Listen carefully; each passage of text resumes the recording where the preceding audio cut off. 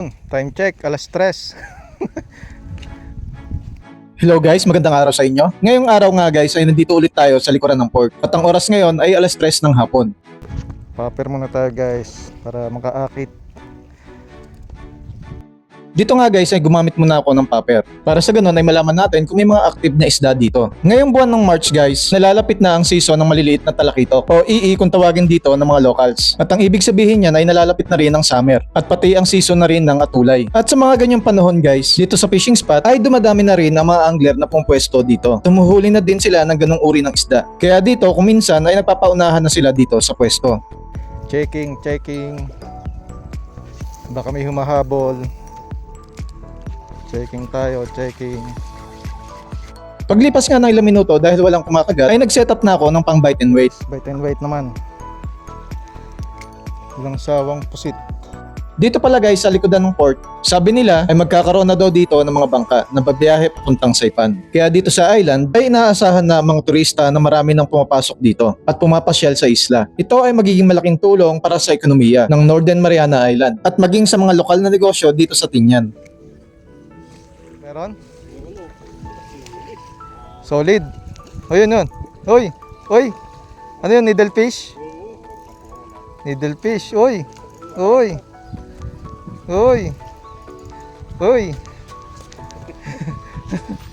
Yung line ko. Hoy, tumalon. Yun, needlefish yun. Ganda. Kala ko sa mga upper ano lang siya, kumakagat. Pati rin pala sa ilalim, naghahanap din.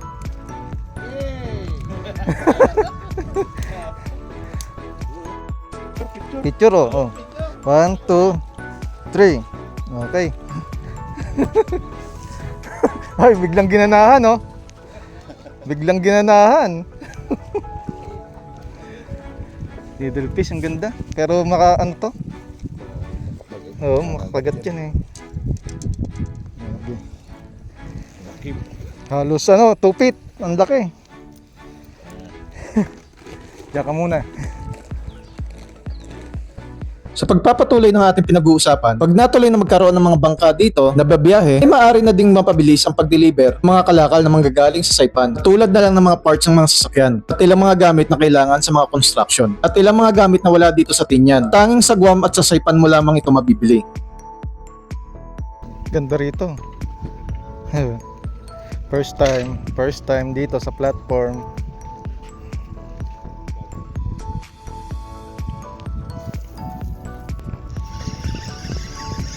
Parang corals to. Ay, putik na yan. Corals nga.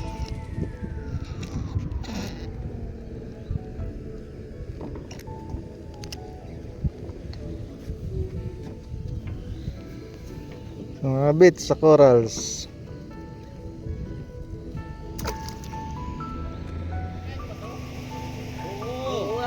Pagsapit nga ng alas 5 ng hapon dito sa fishing spot ay nagkakagatan na yung ibang mga isda. At ito nga ang isang kasama namin, nakahuli na siya ng isang trigger fish.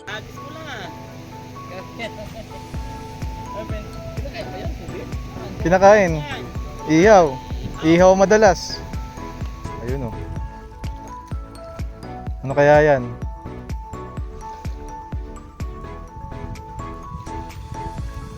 Uy! Snapper!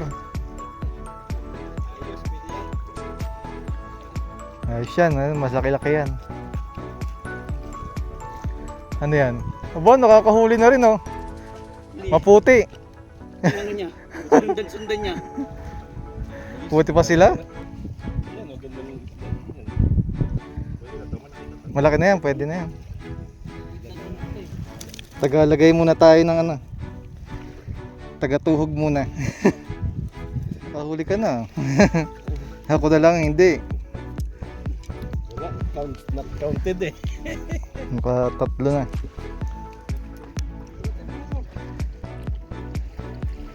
Ayan nga yun oh. Ayan yun. Oy! Ayan! Sayang! Ano? Bluefin, tribali. Tribali ba yan? Tribali, bluefin. Ang laki. Andun, buwan silalim. Bluefin. Abangers sa malaking isda. Namuntik ng kumagat. Pumasok dyan eh. Oo. Dyan lumusot eh. 2 points. Labol siya. Apat na. Pag mga gantong oras na guys, ay isa-isa nang nagdadatingan yung ibang mga Pinoy na merong bangka. At ang sabi nga nila, minsan ay umaabot sila ng 6 na oras o higit pa dun sa laot. May huli na kayo? Ayan pa. Yun? Ayan. Ang 4 na piraso. Sabaw na. Mhm.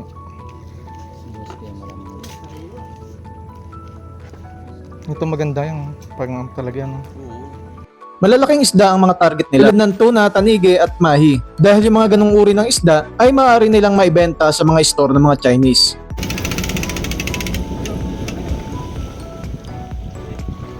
Titilan tayo. Wala na yung pain.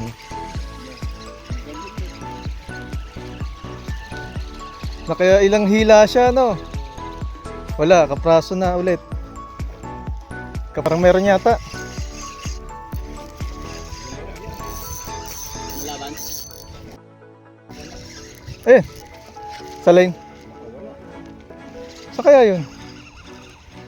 Wala nga. Nakawala. Hindi ko na hook ng maayos. Malaki yun. Oh, mahuli yata. Teka lang. Huli nga. Ayun o. Oh. Meron nga.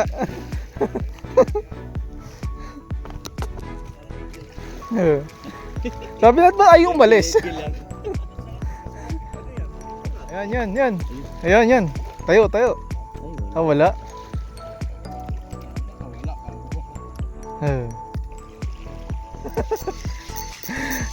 Ayun na nga yun.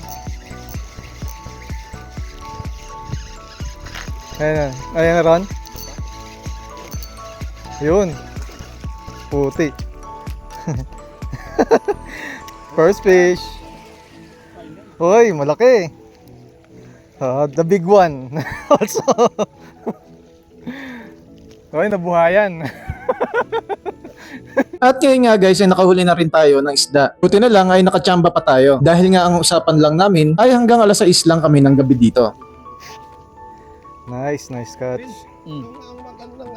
Ano? Nice catch.